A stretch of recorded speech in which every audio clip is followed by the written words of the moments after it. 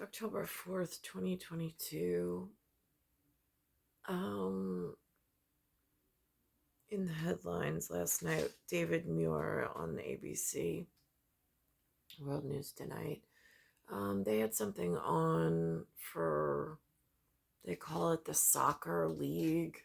I use these as these headlines almost as a parallel conversation for what might have been had I not had like the Playboy corporate capitalist sector not gone this way and the military gone that way, and I just totally left exposed and helpless on the floor of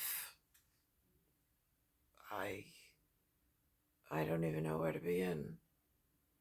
So I'm using them as conversation starters. Now, interestingly enough, because of the way that the stars align in star systems, um, and those that have power and try not to let themselves ever lose their power, but some have big hearts and have near and dear to their heart causes.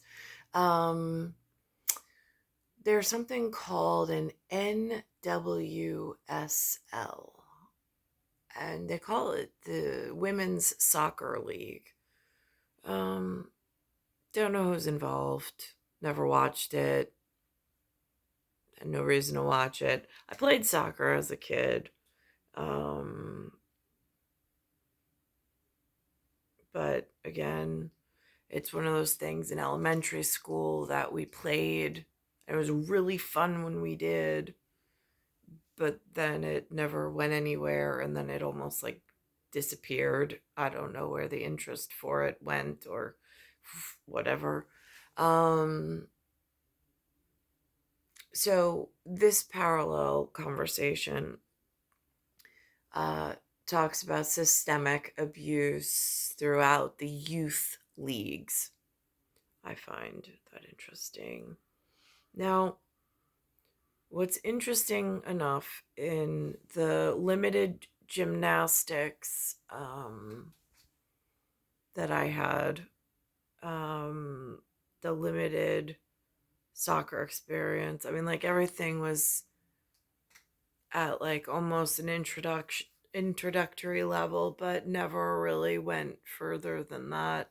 Swimming included. Swimming, I got to a competitive, which I really enjoyed. Um, but it was only one season and then just it disappeared again. Um, so they have this parallel paradox today. They associate it with women's soccer. Again, the ball and the rules of player engagement are totally irrelevant for me. The players are totally irrelevant for me. The league representatives totally irrelevant for me. I mean, if they're good people, they're good people. If they're system abusers, they're system abusers. End of story. Um, and I don't hold prejudice or favor from one game to the next or one ball to the next, or if there's no ball involved. Um, there's an importance for physical activity, not that it's been fostered or been able to develop in my life frame. In fact, it's been quite the opposite. um, I keep trying to obtain it, but they keep throwing up distracting factors, almost like taking away every incentive and then throwing abusive tactical strips in my way to take away my health, to make it harder to obtain any kind of physical degree of sustainability for long-term health benefits. Um, Things like useless attempts at work to try to pay bills that in a feasibility study it would have failed multiple years. I don't know how they got away with, but again, it goes back to systemic abuse. So I'm watching this. So there's that. They're talking about it from one direction. And then I'm thinking to myself, Well, if these girls or these women got into this soccer league and they're paid by the Playboy generation of whatever, they call themselves athletes, but it's the physical education department mixed in with branding and all sorts of other issues, depending on how far away from the centrifugal force you go. Um, if they like they got together and they fired collectively their bosses or their coaches because their coaches were sexually abusing them. I'm like, there's a conversation never had ever.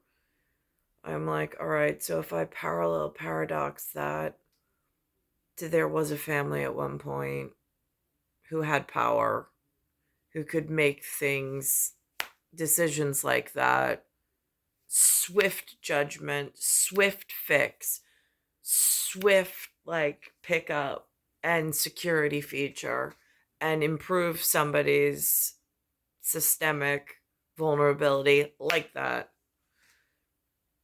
And if some power disgustingly hungry whatever decided to attack, misguide, mislead, miss whatever, and pulled that system apart unbeknownst to the pieces that are still in the field that are relative and imperative for certain. Um,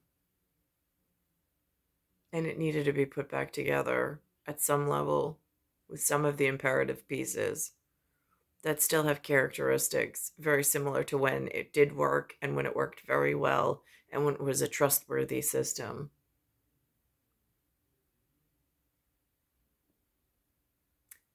Key facts, key points.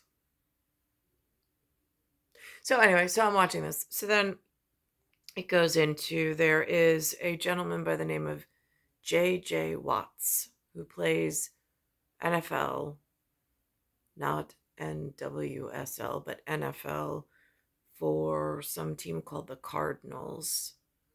He's draped in a set of colors I was given once upon a time for whatever reason in whatever. I've been around a lot of schools. Um,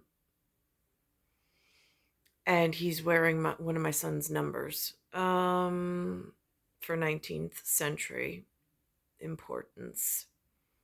Um, I being the decade 7, 8th year, there being a 9th decade, 9 year of importance as well as the right hand to his mother. So, this JJ character wears this 4-letter operative word, WATT, ATT, which is very important.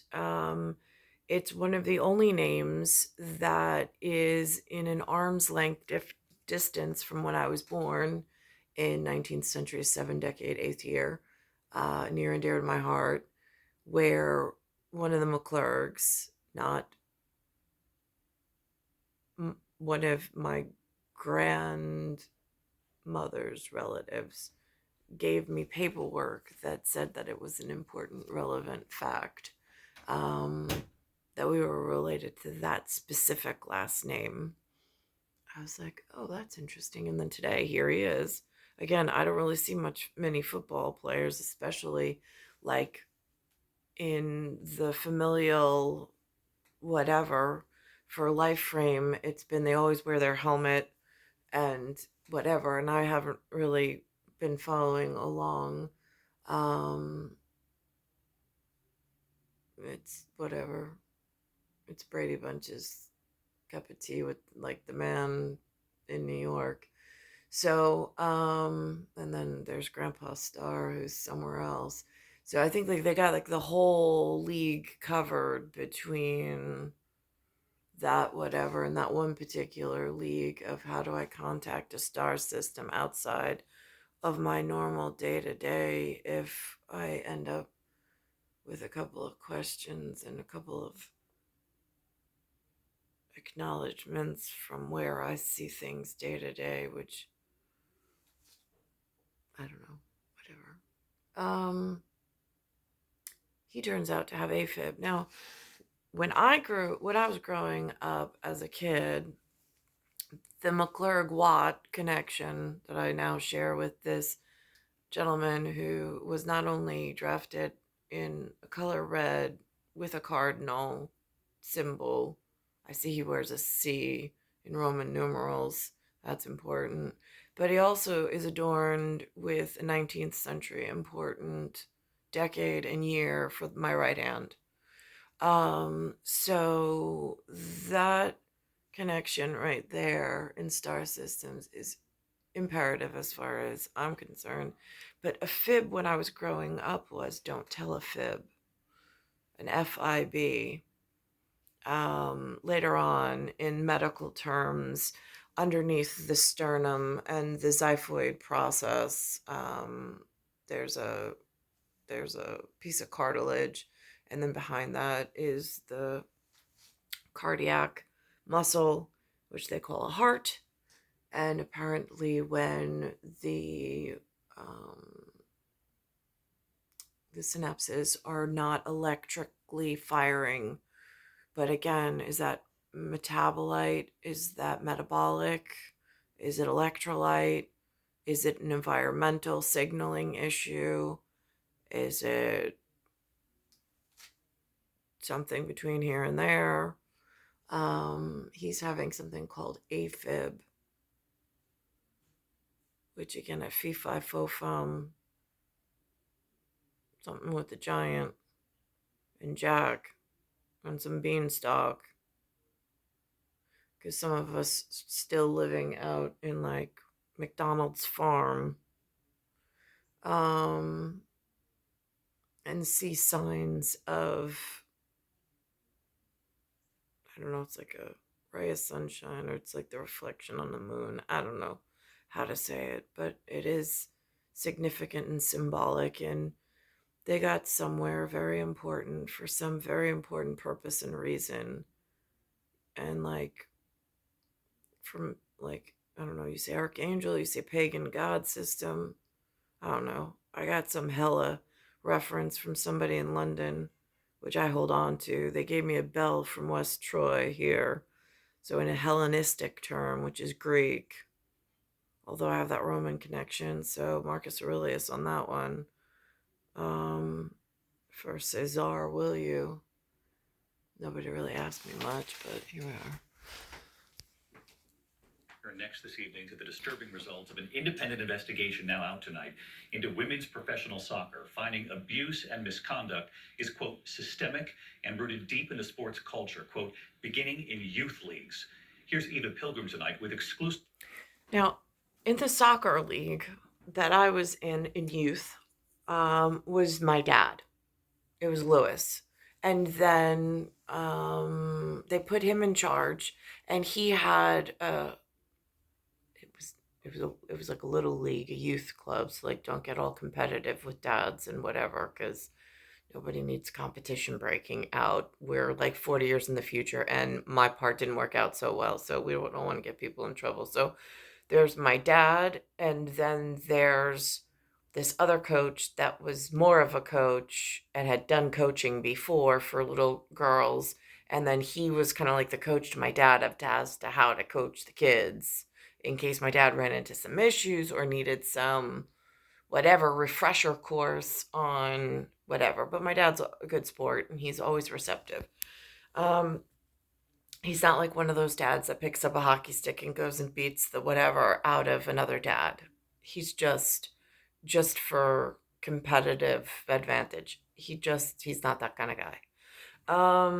So especially where we were in this laying low, even though that level of laying low, we were at the lowest level of the area that laid low higher than we did.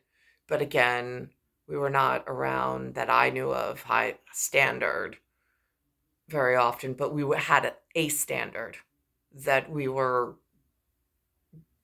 happy in, I guess, even though on my part it was very lonely, just constantly waiting for the day when, like, the dream arrived and, like, happy day to go start a family, and then it never happened.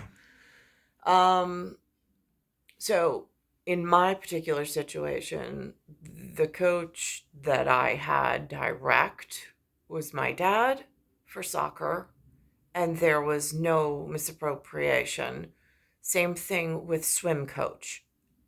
Like, incredible record and impeccable, like the way you would want a coach to behave. I don't ever remember anything inappropriate ever.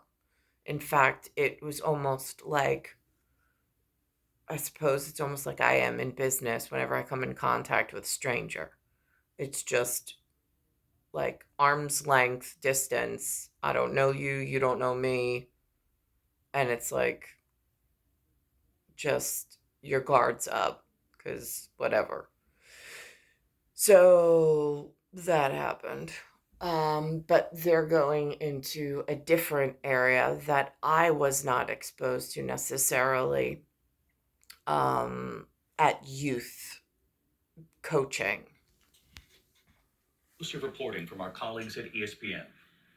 Tonight, a damning new report into U.S. women's soccer. An investigation finding abuse and misconduct had become systemic, spanning multiple teams, coaches, and victims. We felt like we had enough information to be able to demonstrate not only the specific conduct with respect to a number of coaches, but also the systemic failings that allowed it to happen. The independent probe finding abuse in the National Women's Soccer League was rooted in a deeper culture in women's soccer, beginning in youth leagues, and that the teams, the league, and the U.S. Soccer Federation repeatedly failed to respond appropriately to players' allegations and evidence, allowing abusive coaches to move from team to team. The investigation initiated last year by the Federation after allegations from 2015 into former Portland Thorns manager Paul Riley became public and sparked a reckoning. Players staging a mid-game pause in solidarity. 5 teams dropping their coaches amid allegations of misconduct, including Riley. Former Thorns midfielder Mana Shim speaking to ESPN's E60, alleging Riley invited her to his hotel room. I was terrified. And I knew at that point that I had to find a way out, and I was not willing to compromise myself for my career or for this person. Alex Morgan, one of Team USA's stars and Shim's former teammate, speaking to ESPN E60. I just knew that he needed to be held accountable one day and that it would happen one day, but it took years for that to happen. We reached out to Paul Riley. He has not responded. Back in 2021, he denied the allegations. As for U.S. Soccer, they are taking some immediate actions, including mandating background checks. David? All right, Pilar, our thanks to you and our colleagues at ESPN, and we'll have much more of ESPN's deep dive into women's soccer. Truth be told, the fight for women's professional soccer. That's tomorrow, 7 p.m. Eastern on ESPN and on ESPN+. Eva, thank you. In the meantime, we turn to the emotional news conference. So now, with going into this WAT, which is NFL related, that's atrial fibrillation, which they truncate to be AFib. But I don't want that and the lie to get confused again on this island that I'm at. The LIE has a very specific interstate number. Just saying. So it's very different than other parts of the world that might have an LIE or might have a lie. Just, it's an important distinction. Than a Cardinal star J.J. Watt after yesterday's game, sharing much more about that medical procedure he underwent just days before the game, shocking his heart back into rhythm. Here's ABC's Mola Lengi tonight. NFL star J.J. Watt helping lead his Arizona Cardinals to another victory. But this game was different, played just days after a heart procedure. The defensive lineman reluctantly going public before the news was leaked, tweeting, "I went into AFib on Wednesday, had my heart shocked back into rhythm on Thursday, and I'm playing today." When they told me they were going to put me out and shock my heart, I was scared. Millions of Americans are living with afibrillation, an irregular heartbeat which, if untreated, can increase the risk of stroke. Watt says it all started when his heart was beating weird, so he got checked out and was diagnosed with AFib.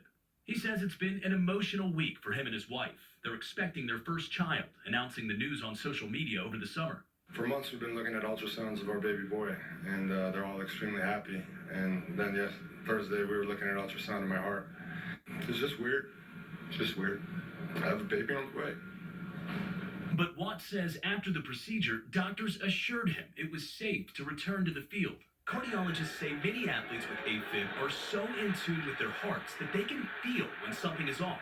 And we deliver a specialized style of current through your chest and through your heart while you're asleep. So we, in essence, allow your heart to restart on its own in a normal rhythm. Well, it's not surprising Watt played Sunday if his doctors cleared him to do so. We're told.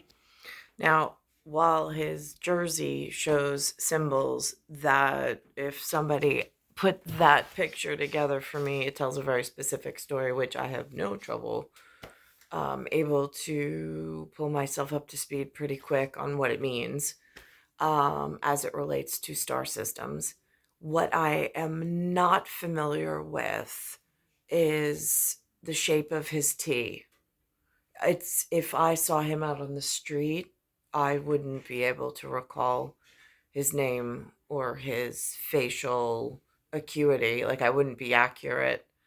If somebody said that they were JJ Watts, I'd be like, if you say so. Again, like, I have no way of verifying that. I mean, so in a kind of sort of not really way of when he's up there in the moment, I can see it, but is it going to be a carry forward?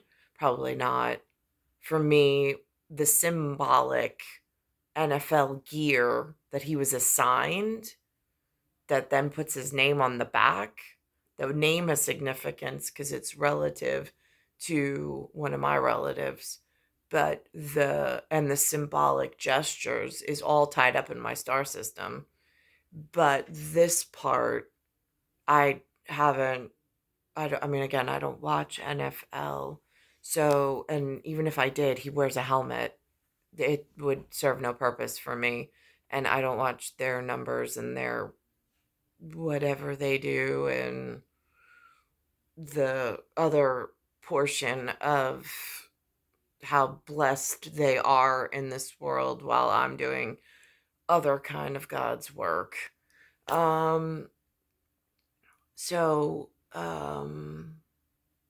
Or archangel's work or angel's work or guardian work or whatever it is that I do I have children on the field. So it's some kind of watching over them while they're not necessarily in a nest any longer, but there's a need that I see for their security at national in the local New York area and between there and the great beyond somewhere.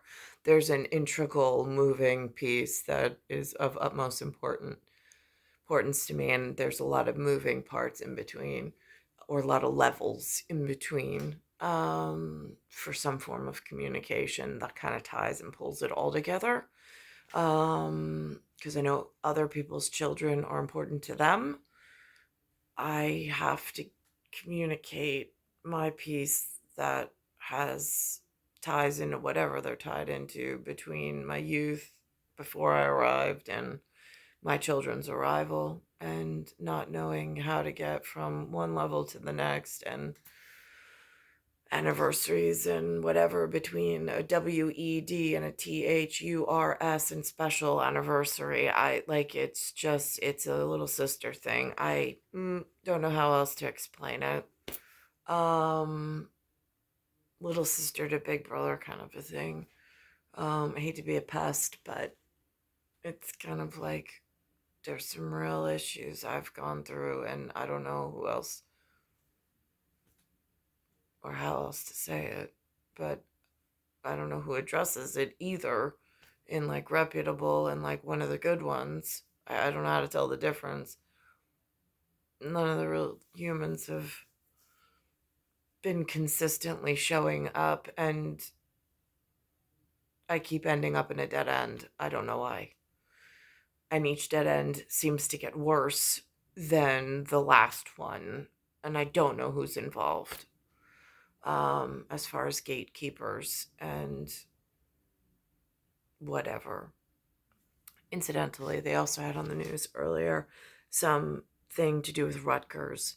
There was a trip I was invited. One of the Oyster Bay kids from St. Dominic's invited me to go visit her brother at school. He was going to school in Jersey. I went there. It was something called a Rutgers, but I couldn't remember the name when I got there. I just saw a big R through the window as we pulled up. I don't really remember the whole trip. I know who took me there or who the invitation was from that was my age. I don't really remember who we met while we were there or what happened. It's one of those events where I know I went, but I don't know what happened while we were there. And I don't know who was involved while we were there. But I know who invited me. And then I wound up back at home at some point. But it was just a school that her brother went to. I didn't know anything. Like the words and the vocabulary were not were not spoken of in my house. There was no preparation being made. And while I was there, it just was like second nature that this was her brother. This was his normal. We were invited to go because she hadn't seen him in a while to go say hello to him. I didn't really think much of it. It was a friend that was a girl that invited me to go. My parents said it was okay. So we went, innocently enough. But I don't know, like, what to be on the lookout for. Like, could I have been hurt? Would I have been hurt? Like, none of that was discussed. Like, there was no prep work made before we made the trip. It was just like when I was little and Maria invited me to Maine. It was, my parents said it was okay. I got in the car and we went. What happened thereafter or what that was all about, I'm not really clear. Still to this day, I don't know how these things follow you throughout your life and what decisions are made based on the experiences that you get pulled through, especially when you keep hitting these dead ends and not knowing why. It's star 1978, star 8378, Nicole, Cattaruzza, it's Earth, solar system, Milky Way, universe, galaxy is broken, and it's Bayside Station, Bayside, New York, 11361.